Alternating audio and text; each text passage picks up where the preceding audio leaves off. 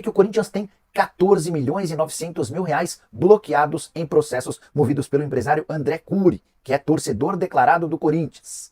Nos últimos dias, muita gente tem debatido sobre esse tema. Vale a lembrança de que o André tem 5 processos contra o Corinthians e todos esses processos totalizam 30 milhões de reais. Durante a madrugada dessa sexta para sábado, com o André Cury lá em Sevilha, conversei com ele por telefone e quis saber os motivos que o levaram a mover tantos processos contra o Timão. A declaração do empresário, abre aspas, as pessoas precisam saber o que acontece. Tudo começou quando eu emprestei 3 milhões de reais para o Corinthians comprar o Ederson. Tempos depois, ele foi vendido por 45 milhões de reais e o Corinthians não pagou nada. Nem o dinheiro emprestado, nem a minha comissão, nem os 30% do jogador. Inclusive, eu que tive que bancar esse dinheiro para o Ederson, para ele não ficar no prejuízo. O Corinthians não pagou nada. E antes de eu entrar na justiça, tentei uns 60 acordos diferentes. Fizemos inclusive um acordo, mas o Corinthians também não pagou. Aí tive que entrar com essas ações e ainda me consideram como vilão. Ainda ajudei o clube recentemente, colocando o Ramon Dias e o Charles lá, fecha aspas, disse o empresário, se referindo ao técnico argentino e o volante recém-contratado, 2 operações realizadas pelo André Cury. Só para lembrar que quase toda essa confusão envolvendo o empréstimo dos 3 milhões, o não pagamento, todas as tentativas de acordo aconteceram na era do William Monteiro Alves. Mas agora, desde janeiro, o Augusto Melo é o presidente e é ele quem vem sofrendo com esses bloqueios e também com penhoras que geram enorme dificuldade para o fluxo de caixa, para pagamentos de salário, comissão, entre outras coisas. E é hora de falar a respeito de Wesley,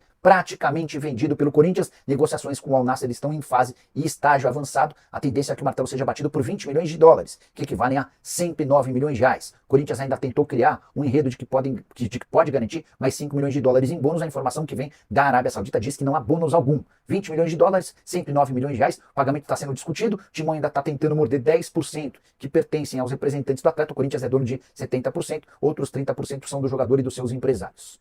Importante só lembrar que o Augusto Melo, desde o início dessa janela de transferências, vinha afirmando para todo mundo que o Wesley só seria vendido por 30 milhões de euros. Isso equivale a 184 milhões de reais. Ou seja, o Timão, caso confirme nas próximas horas, e essa tendência, a venda do Wesley por 109 milhões de reais, vai estar negociando o atleta por 75 milhões de reais a menos do que aquilo que havia planejado.